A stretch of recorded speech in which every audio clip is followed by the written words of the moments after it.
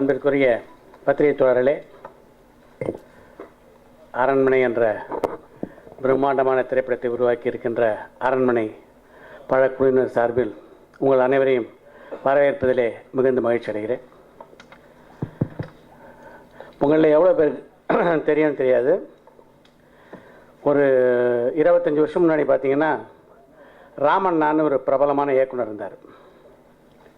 Entertainment படங்கள்னா Ramanna தான் authority. அதே மாதிரி படம் பார்க்க வர ரசிகர்களும் ராமண்ணா படங்கள்னா நிச்சயமாக பெட்டராக சொல்லக்கூடிய அளவுக்கு புரிஞ்சுட்ருக்கீங்க.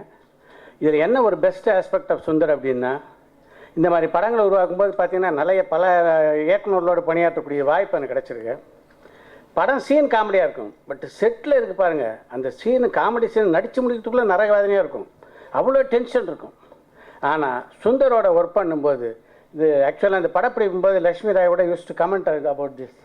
எப்போவுமே செட்டில் செட்டு விட்டு போனோன்னா கஷ்டமாக இருக்குது சார். அந்தளவுக்கு த்ரூ அவுட் வந்து செட்டில் ஒர்க் பண்ணுறது உங்களுக்கு படம் பார்க்கும்போது எவ்வளோ என்டர்டெய்னிங்காக இருக்கோ அந்த அளவுக்கு செட்லையும் வந்து என்டர்டெயின்டாக வச்சுருப்பார் எல்லாரையும். அதுக்கு என்ன முக்கியமான காரணம்னா, தொழில் அவருக்கு தெரிஞ்சிருக்கணும். எப்போ அதாவது அந்த நாலேஜ் இருந்தால் மட்டும்தான் அவ்வளோ ரிலாக்ஸ்டாக பண்ண முடியும்.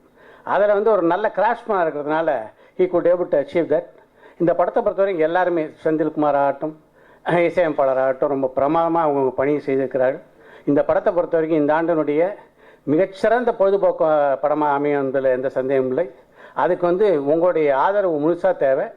நீங்களுடைய முழு ஆதரவு இந்த படத்துக்கு தந்து இந்த படம் வெற்றி படமாக அமைகிறது உறுதி. அதை மாபெரும் வெற்றி தர படமாக ஆக்க வேண்டிய பொறுப்பு உங்களிடம் இருக்கிறது என்று கூறி விடைபெறுகிறேன். வணக்கம்.